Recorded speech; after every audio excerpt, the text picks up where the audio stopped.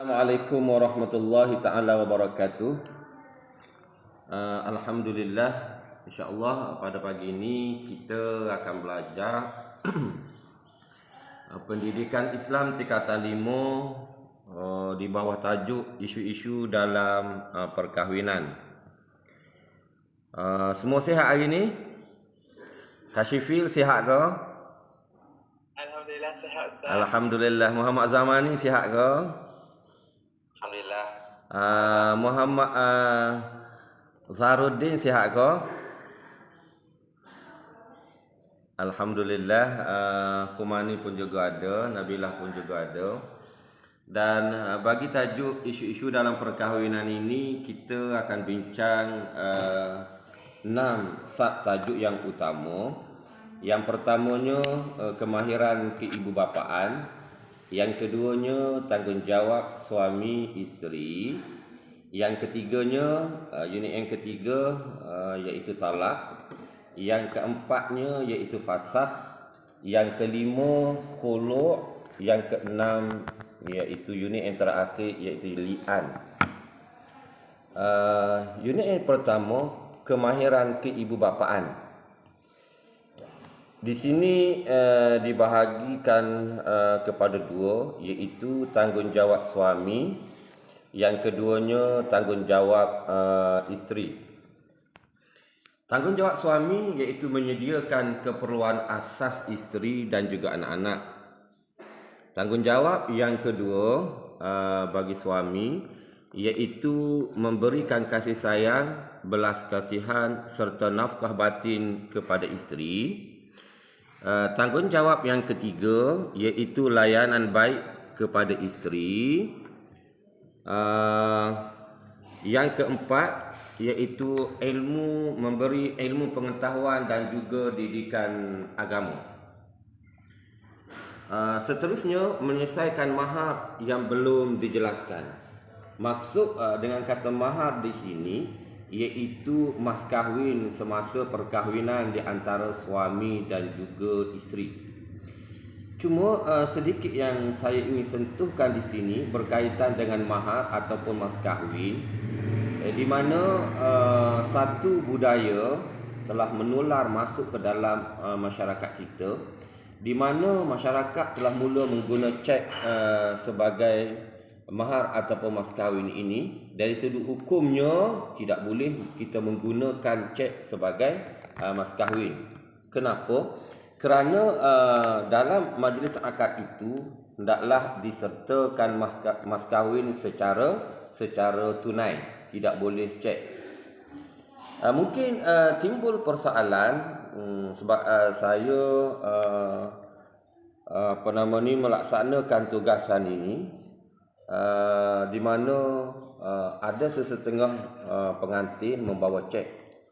Dan kalau bawa cek boleh, semasa akad itu kena kata tunai, kena kata hutang. Maknanya kalau dia bagi RM15,000, RM15,000 hutang. Kita tidak boleh sebut tunai. Kenapa? Kerana cash tunai itu duit mesti ada di dalam majlis akad. Tak boleh. Kalau kita katakan, kalau duit itu duduk atas kereta, ada. Duduk atas kereta, duduk luar rumah lah. Bukan dalam majlis tu. Duduk atas kereta.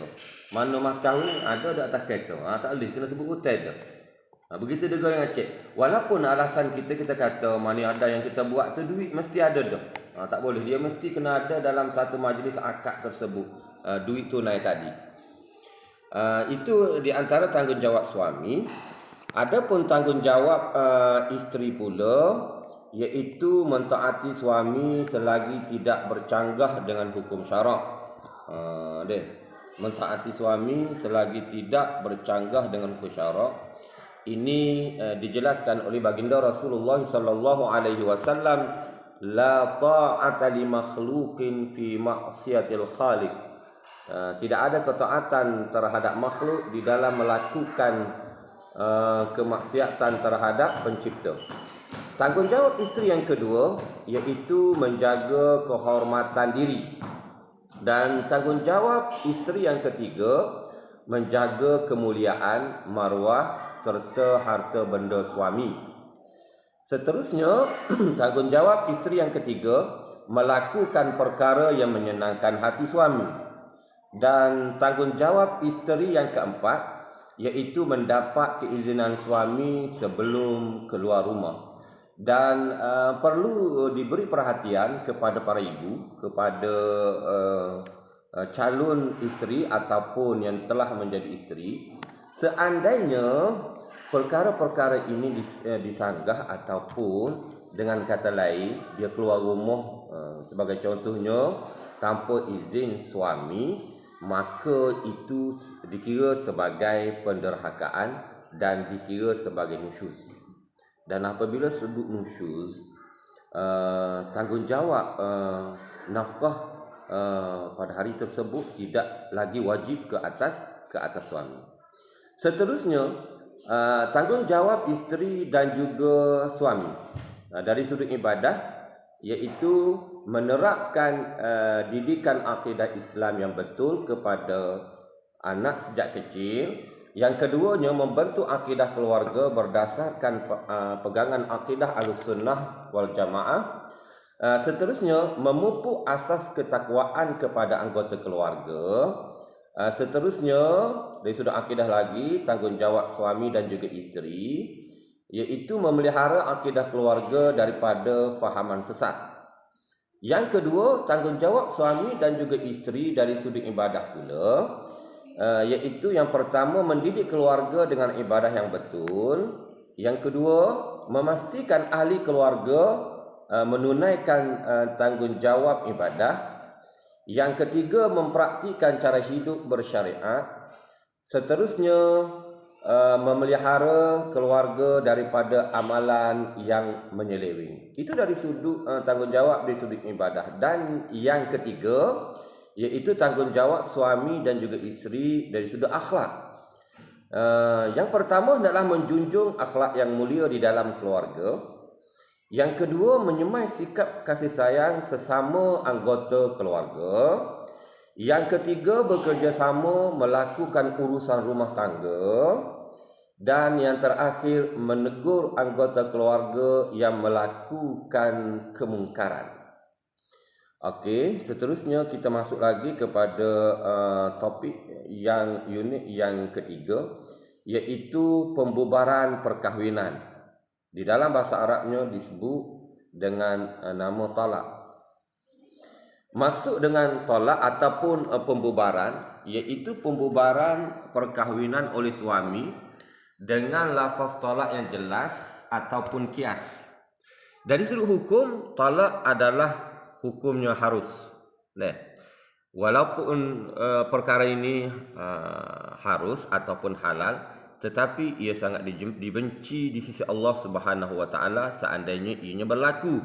Seperti mana yang ditegaskan oleh baginda Rasulullah sallallahu alaihi wasallam, abghadul halalu 'indallahi talaq. Sebenci-benci Allah Subhanahu wa taala terhadap perkara yang halal iaitu talak. Seterusnya, contoh lafaz cerai ataupun lafaz talak ini yang jelas iaitu aku ceraikan engkau. Dan lafaz kias pula, aku lepaskan engkau mulai hari ini. Dua lafaz yang berbeza, satunya jelas. Yang kias ini ataupun lafaz kinayah ini hendaklah mendapat penjelasan daripada suami terlebih dahulu. Hendaklah mendapat penjelasan daripada suami terlebih dahulu. Maksudnya, kalau dia kata aku lepaskan engkau mulai hari ini, kena tanya dia, mu cerai kau tu? Kalau dia kata ya, maka itu dikira jatuhlah talak tersebut.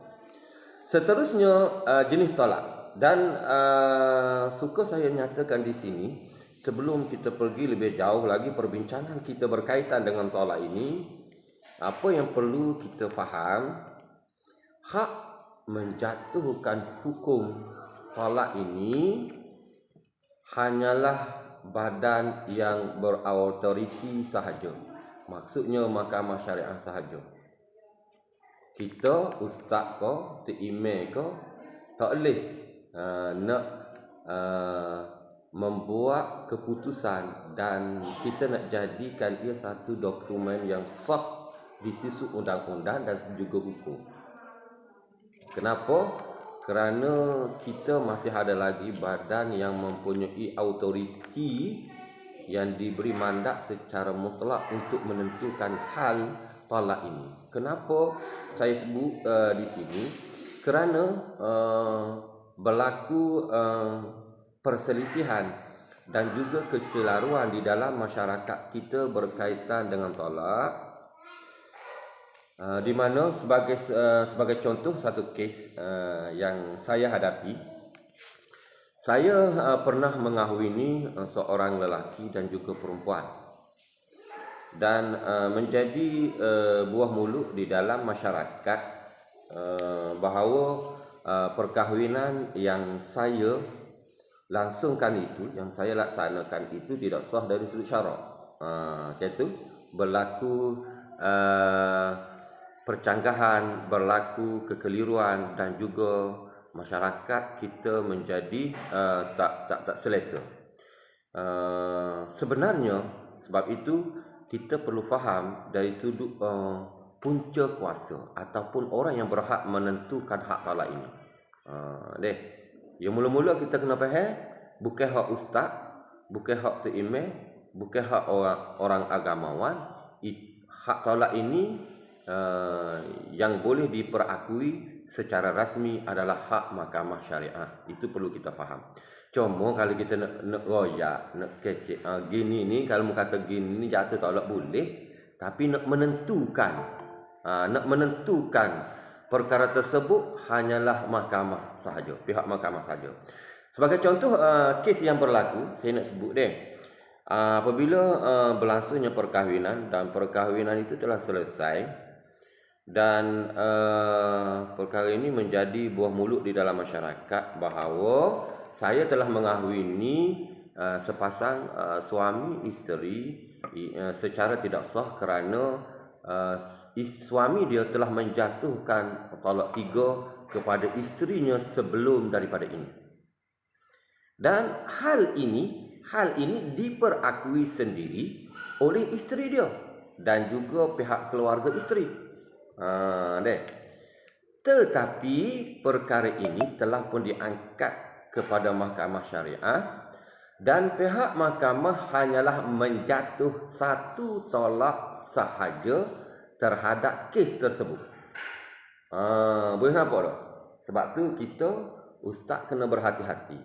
Kita boleh royak dari sudut hukum, tetapi keputusannya kena pergi selesai di mahkamah. Mau tidak dia jadi bol. Tok-imam tu kata gini, jatuh. Ustaz tu kata gini, tu kata gini, dia jadi bolok habis. Apabila orang tanya saya tentang hal ini, saya menjawab bahawasanya hak ataupun kuasa mutlak untuk menentukan jatuh tolak 3 atau tolak 1, tolak 2 ini adalah kuasa pihak mahkamah. Berartinya orang lain tidak boleh menentukan dan tidak boleh mendokumentasikan perkara tersebut. Apabila ditunjuk surat cerai, tengok ni. Surat cerai dia hanyalah baru 1, tolak 1 baru. Baru cerai sekali baru. Berartinya perkahwinan yang saya laksanakan itu adalah sah dari sudut undang-undang, sama ada undang-undang syarak dan juga undang-undang duniawi. Seterusnya kita pergi lagi kepada jenis-jenis tolak. Tolak ini ada tolak raj'i, yang keduanya ada tolak bain. Sebelum kita masuk kepada tajuk yang seterusnya, saya nak tanya, ada apa-apa persoalan? Ada apa-apa persoalan? Tak ada, Ustaz. Okey, kalau tiada, saya rasa cukuplah setakat ini dulu untuk pengajaran dan juga pengajian mikro kita pada pagi ini. Assalamualaikum warahmatullahi taala wabarakatuh.